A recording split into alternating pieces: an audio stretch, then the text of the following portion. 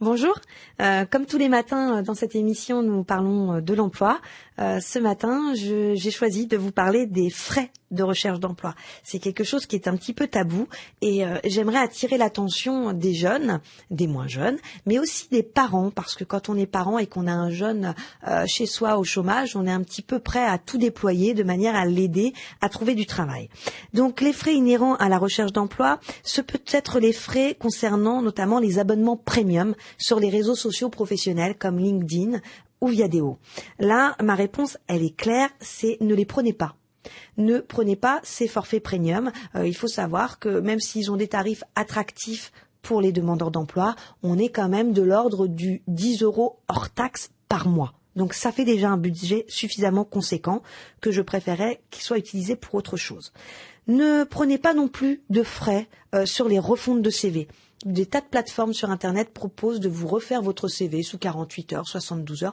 Faites bien attention. D'ailleurs, c'est parfois assez onéreux, mis bout à bout, puisque sur certains filous, vous n'êtes pas propriétaire de votre fichier. Ils vous font un CV en 48 heures, mais ils sont propriétaires de la matrice et vous devrez repayer pour finir par avoir un fichier en point Word. Au final, sans vouloir être méchant, ça va vous revenir aussi cher qu'une consultation, entre guillemets, avec un professionnel des ressources humaines qui, lui, vous donnera un avis de vive voix. Donc ça aussi, vous y faites attention. Vos parents n'ont pas à payer 79,90 € pour un CV d'une page. C'est juste scandaleux. Les déplacements. Là aussi, les déplacements. N'acceptez pas de vous déplacer par monts et par vaux pour un entretien commercial sur des faisabilités de ceci ou de cela. Non. Vous jouez carte sur table, vous expliquez que vous êtes jeune, au RSA, ou peu importe votre situation et que vous n'allez pas faire 50 kilomètres pour un entretien. Vous demandez à utiliser d'autres supports, si possible de communication, comme la vidéoconférence. Ou alors, vous proposez plusieurs dates de manière à rentabiliser votre déplacement et à grouper votre action de déplacement avec d'autres rendez-vous professionnels. Les photos, c'est pareil. Les photos, vous allez chez le photographe du quartier, vous n'avez pas besoin non plus de photos. Il y a une arnaque actuellement sur le web de photos dites spéciales réseaux sociaux, etc. C'est pas vrai. Il n'y a pas besoin. Vous allez au photomaton du coin. La plus grande difficulté, vous le savez bien, c'est le sourire qu'on doit faire. Soit on a la banane, soit on sourit trop, pas assez.